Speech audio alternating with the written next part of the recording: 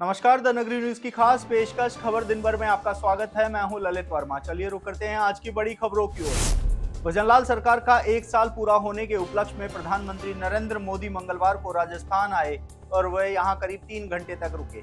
इस दौरान उन्होंने जयपुर के दादिया में 1 वर्ष परिणाम उत्कर्ष कार्यक्रम को संबोधित किया।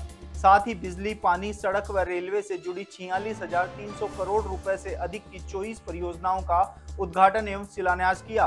सबसे जरूरी, पीएम मोदी ने पार्वती काली सिंध चंबल पूर्वी राजस्थान नहर परियोजना का उद्घाटन करने के राजस्थान के 21 जिलों में दशकों से बने जल संकट को खत्म कर दिया। पीएम ने कहा कि उनके लिए पानी पारस है, पानी की कमी के दुख को वह समझते हैं, इसलिए 2 राज्यों के करीब 20 साल पुराने झगड़े को खत्म करके जनता को ये सौगात दी गई है। अब लोगों को पीने के लिए या फिर फसलों की सिंचाई के लिए पानी की कमी नहीं होगी। राजस्थान की सालों पुरानी मांग आज पूरी हो गई। प्रधानमंत्री नरेंद्र मोदी ने मंगलवार को जयपुर में आयोजित कार्यक्रम में राजस्थान और मध्य प्रदेश के मुख्यमंत्री की मौजूदगी में पीकेसी ईआरसीपी प्रोजेक्ट की सौगात दोनों राज्यों की जनता को दी। प्रधानमंत्री नरेंद्र मोदी के कार्यक्रम में राजस्थान के कृषि मंत्री किरोड़ी लाल मीणा भी नजर आए। उन्होंने सोशल मीडिया मंच पर एक्स पर पीकेसी ईआरसीपी परियोजना के सौगात को लेकर अपनी प्रतिक्रिया व्यक्त की। किरोड़ी लाल मीणा ने लिखा, आज जयपुर के दादिया में यशस्वी प्रधानमंत्री नरेंद्र मोदी के कर कमलों से हुई पूर्वी राजस्थान की महत्वाकांक्षी परियोजना पीकेसी ईआरसीपी के शिलान्यास का साक्षी बनने का सौभाग्य मिला। इस राष्ट्रीय परियोजना से पूर्वी राजस्थान में पेयजल और सिंचाई के संकट का समाधान होगा।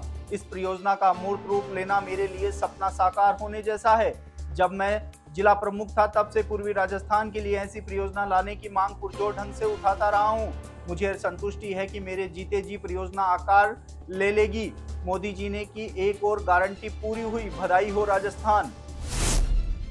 सरकार का 1 साल पूरा होने पर जयपुर में आयोजित कार्यक्रम के बाद जब मंत्री जवाहर सिंह बेड़म और मंत्री सुरेश रावत मध्य प्रदेश सीएम मोहन यादव और केंद्रीय मंत्री सीआर पाटिल को जयपुर एयरपोर्ट पर छोड़ने जा रहे थे तो एयरपोर्ट कर्मचारियों द्वारा दोनों ही मंत्रियों से जो व्यवहार हुआ उसके बाद दोनों मंत्री नाराज नजर आए।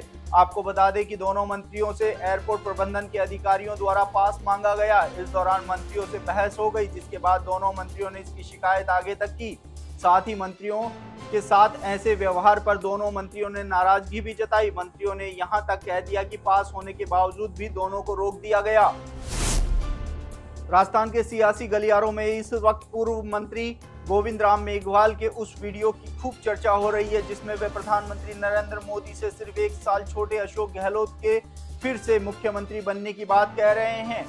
मेघवाल का कहना है कि अगले विधानसभा चुनाव में कांग्रेस के जीतने पर अशोक गहलोत ही सीएम बनेंगे। वो न सिर्फ मुख्यमंत्री पद की रेस में है बल्कि सबसे पहले नंबर भी वह दौड़ में है। अशोक गहलोत के विकास कार्यों की हर जगह चर्चा है। इसमें कोई शक नहीं है कि अगर हाईकमान चाहे तो वह फिर से सीएम बन सकते हैं। प्रदेश में सर्दी अपना असर दिखा रही है। बीते 2 सप्ताह से दिन और रात के तापमान में लगातार गिरावट होने के साथ ही अब सुबह और शाम को चल रही सर्द हवाओं के चलते लोगों की कपकपी छूट रही है। बीते 24 घंटों में राज्य में सर्वाधिक अधिकतम तापमान बाड़मेर व पाली में 28.6 डिग्री सेल्सियस दर्ज किया गया, तो वहीं न्यूनतम तापमान 1.3 डिग्री सेल्सियस करौली में दर्ज किया गया है। मौसम विभाग के अनुसार सर्द हवाओं का दौर फिलहाल जारी रहने की संभावना है। इसके साथ ही कई जिलों में दिन और रात के तापमान में करीब 1 से 2 डिग्री तक और गिरावट होने की संभावना मौसम विभाग ने जताई है। दिल्ली और जयपुर में कोचिंग संस्थानों में हुई घटनाओं के विरोध में स्टूडेंट फेडरेशन ऑफ इंडिया ने आज हनुमानगढ़ के जिला कलेक्टर को ज्ञापन सौंपा और मांग रखी कि हनुमानगढ़ जिले के शैक्षणिक संस्थाओं और कोचिंग संस्थाओं की जांच की जाए ताकि हनुमानगढ़ जिले में ऐसी कोई घटना ना घटे। इस दौरान एसएफआई कार्यकर्ताओं ने आरोप लगाया कि जिले की शिक्षण संस्थाओं और कोचिंग संस्थाओं में सुरक्षा मापदंडों की पालना नहीं की जा रही है और अधिकारी कोई कार्रवाई नहीं कर रहे हैं।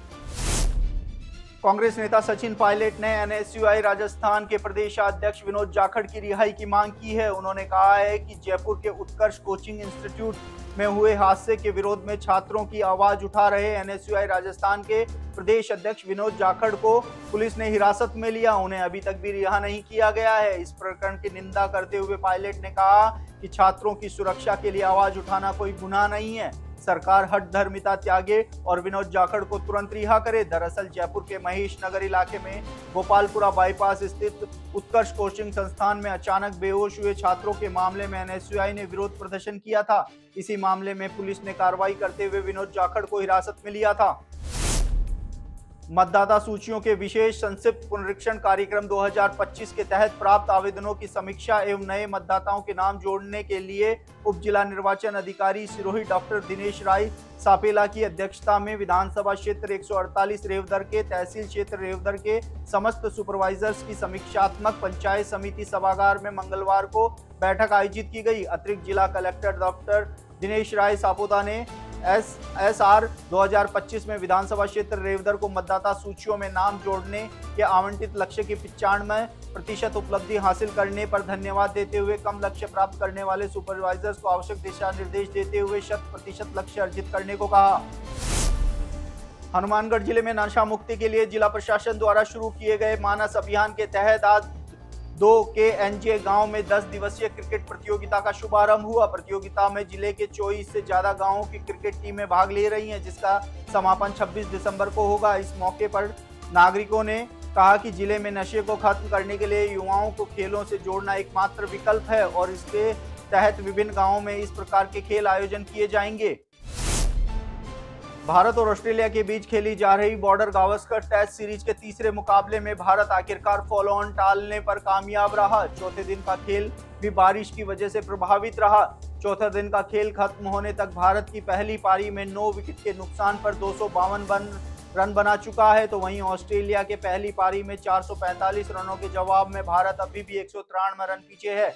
टेस्ट मुकाबले में अभी एक दिन का समय बचा है, ऐसे में अब इस टेस्ट के ड्रॉ होने की संभावना बढ़ती हुई नजर आ रही है। भारत की ओर से KL राहुल ने 84 रन तो रविंद्र जडेजा ने 77 रनों की पारी खेली। भारत की ओर से अन्य कोई बल्लेबाज महत्वपूर्ण योगदान नहीं दे पाया। अंतिम विकेट के लिए आकाशदीप और बुमराह ने 39 रनों की नाबाद साझेदारी कर भारत को फॉलो ऑन टाला।